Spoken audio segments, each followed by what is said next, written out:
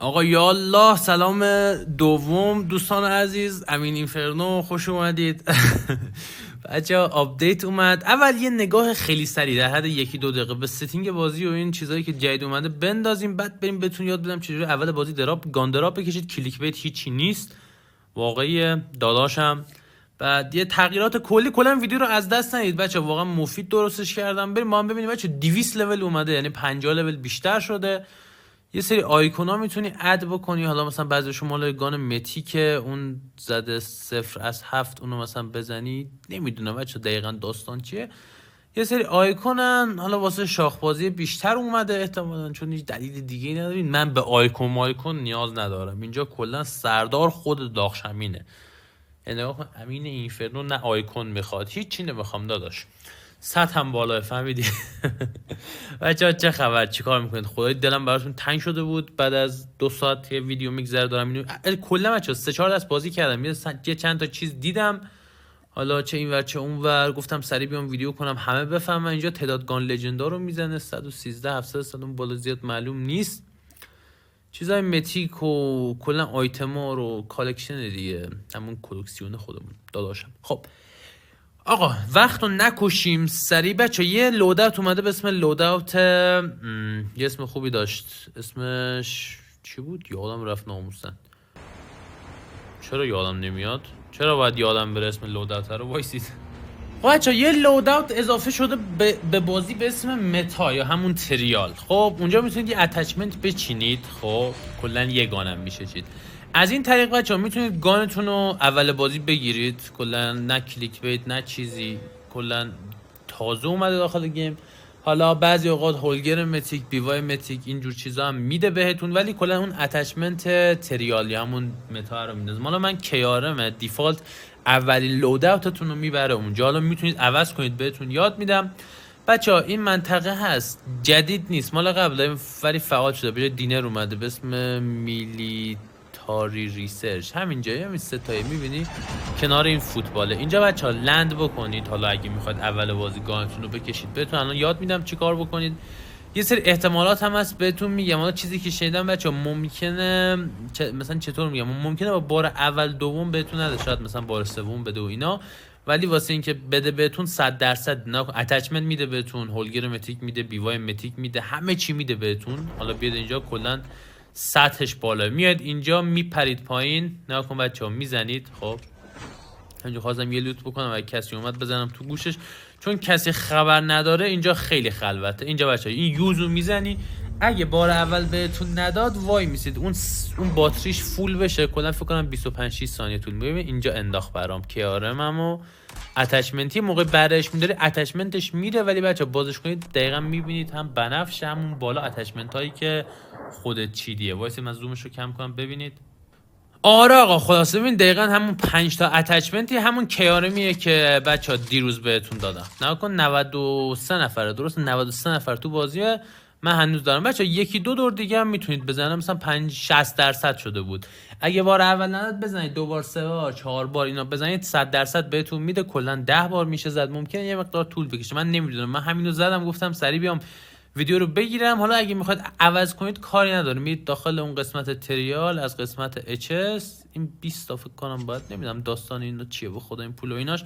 حالا بفهمم بچه‌ها کامل براتون توضیح میدم، نگران نباشید، چیز خاصی نداره. کلا همون گانتون رو بذارید با 5 تا اتچمنت برید بکشید. بچه‌ها آلکاتراز برگشت، میگم یعنی تازه اومدیم داخل بازی، هنوز کسی آپدیت نکرده.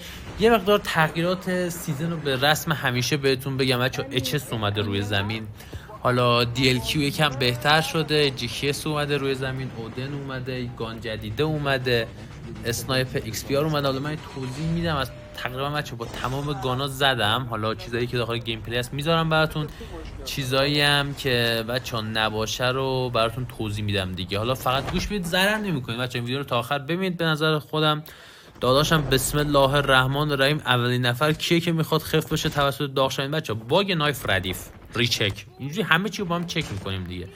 باگ نایف اوکیه، با جامپ بزنی 100 تا دمیج میده کاتانا، اب نداره. پیسکیپر اومده روی زمین، گان بدی نیست، لگدش یکم کمتر شد نسبت به قبل. قشنگ گوش بدید یادتون باشه، سریع هم بچه آپدیت بکنید که دیگه ایشالله از شب میریم کاستوم با هم اوباش. بچه DLQ اسکوپش با به دل من شده، یعنی اونجوری که الان داره باز میشه رو من بیشتر دوست دارم. قدیم یه جوری بود نمیتونستم باش بزنم سیزن قبل، این سیزن خیلی بهتره. سریع لولاتون هم 200 کنید، سریع شاخ بشیم، یه مقدار احتمالاً طول بکشه چون لولا یادم دیر میرفت. بعد 50 کنه یه سیزن بعد بازی کنیم دیگه. 50 لول اینا رو باید ببریم بالا. بعد داداشم دیل بچه هد شات وان شات بزنی اوکی میندازه، یعنی یه هد یه وان شات. داداشم خیلی بچه اسکوپش قشنگ باز میشه واسه فست اسکوپ. حالا دلیل قوی شدنش هم اینه، احتمالاً دیل کیو متیک گفتن میاد این سیزن. بعد خبری از اچس نیست، احتمال اچس متیک که نه، اچس لژند این سیزن بعدی میخواد بیاد، احتمال خیلی قوی شدن مثل داغشمین اخبار گویان. بعد بچه اچس زمین یکم ضعیفه، ولی ببین در حد همون بیوای کیارم زمینه، ولی باز حال میده خوبه. ولی من ترجیح میدم بیوای بکشم بچه. اتچمنت ها الان خب بریم میزنی 6 تا، الان مثلا من این تریاله رو کشیدم، نمیدونم دقیقاً فرقش چیه. حالا باشه بچه براتون استوریش میکنم، استوری اینستامو ببینید، چیزی باشه مثلا ریز باشه براتون استوری میکنم بدونید اصل مطلب اون لود اوته بود. حالا اتچ بچه کلا این همونه. الان ببین اتچمنت کشیدم، اون تریالا رو فکر کنم میذاری که مثلا اگه جای تخم مرغ شانسی چیزی داد بهت برات بیاد. و بعد توضیحاتشو که من خوندم بچه اکثرا مال چی بود، مال مولتی بود، یعنی بیشتر به درد مولتی پلیرها میخوره. حالا اینجا دیگه ما گفتیم بذاریم ببینیم چه خبره. بعد ارزم به حضور عشقای داغشمین، چقدر حرف میزنید داغشمین، آپدیت اومده دیگه. خودم میرم نه خدای بچه بعضی چیزا رو نگم هیچکی نمیفهمه، خودم از این ور از اون ور مثلا گیرم اومده. بعد بچه موومنت همونه، بعد سنس زیاد عوض نشده. ضربه اون کیارمی که دیروز دادم خدایی سطحش بالا بردارید به نظرم. بعد ارزم به حضورتون اینم که زدن آلکاتراز هنوز همونن، دارن فشار میخورن، چیز خاصی تغییر نکرده. اسم چینی داغشمین می نوازد کف بازی. خب بچه سریع بریم کلاسیک یه مقدار توضیح بدم. هنوز اون هاور بایکه هستش، خیلی قویه، یعنی بزنی به خر رو میندازه واقعا وانشاته. بعد ارزم به حضور بچه ها گیم خیلی بیشتر فشاری شد، یعنی بعد نیم ساعت 40 دقیقه که آپدیت اومد. الان میگم این دستای کم شلوغ شده بود. چیه بچا زد آر جی همون اسنایپر هنوز وان شات. ایکس پی آر میگن خیلی وحشتناک قوی شده، 2 شات میگن وان شات هد شات، نمیدونم این 100% صحتشو، ولی یه بار ماجد زد، یه بار خودم دیدم یکی بزنه اونم قوی بود. کیارم زمین بعضی اوقات نمیندازه طبق معمول. بعد ارزم به حضور عشقای داغشمین واسه یعنی اچس زمینم میگیریم. اچس زمین خدایی جوابه، یعنی حل میده دیگه، میدید چی میگم، در حد اچس دراپ قوی نیست ولی وان شات اینا تو کارش نیست. بعد بچه یه آپشن اومده واسه اچس، اینو باید مفصل در موردش صحبت کنیم. بعد در مورد هدشات بچه با اچس هدشات کنی وان شات میشه، میبینی خیلی هم با جلوه قشنگی. من 2 شات بدنه خوردم چی نشد. هدشات بچه بزنید با شاتگانا وان شات میکنه معمولا 100%. یه مقدار باید این موضوع رو باید تحقیق کنم، احتمالاً فردا هم یه ویدیو در این مورد بچه درست کنم، بریم با هم تستش کنیم ببینیم چه خبره دیگه. میگم این چیزها رو تجربی دستم میاد سره. اچ زمینه ولی بر نداشتم، مال دراپ رو برداشتم تست کنم بچه خدای اوکی بود، یعنی نه زیاد اذیت میکرد نه چیزی. نینجا هنوز همونه، کلاسا اوکی ان. بعد خدایا چه سیزن قشنگیه به نظرم. گرا یکم بازی داخل آیپد اولش یکم لگ داشت، یه بار بستم باز کردم بهتر شد بازی رو به نسبت. بعد نینجا همونه، رجیستر تیر زیاد عوض نشده. یه 2 تا بیسیک هم اومده، اونا رو هم بهتون میگم احتمالاً یا داخل استوریا، حالا اگه چیز مفصلی باشه براتون ویدیوش میکنم. نگران نباشه، خلاصه اینستا رو بچسبید شب تا براتون اوکی همه رو بهتون بگم. ارتش تک نفر داغشمین. بعد بچه بعضی اوقات میگم بازی رو تجربه میشه، حالا مثلا این طرف اون پشته، خب من ندیدمش، من میدونم نینجامو کجا بزنم کی تیرمو بزنم. نکن ببین اینجوری خیلی قشنگه، یعنی یه همچی چیز دقیقاً باید یه تقریبا 8 ماه هر روز باید در روز بالای 5-6 ساعت بازی کنی به همچین سطحی برسی.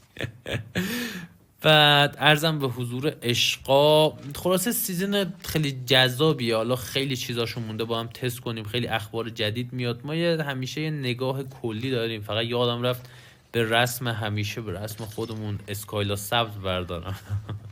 خب بعد بذارید بچه ها بقیه چیزا هم بهتون بگم. خب آقا بریم سر بررسی. بچه ها بیوای متیک عوض شده، هم نحوه تیر زدنش هم اسکوپ پرت کردنش. این تیرا رو یکم جمع‌تر داره میزنه، به نسبت میشه گفت خوب شده. نینجا یه مقدار احساس میکنم این بردش بهتر شده. بعد عرضم به حضور بچه ها واسید بریم جلوتر. این از نینجا اوکی. بیوای متیک واقعا حرف نداره. اینم طرف اونجا وایساده بوم بادا بینم بابا بادا.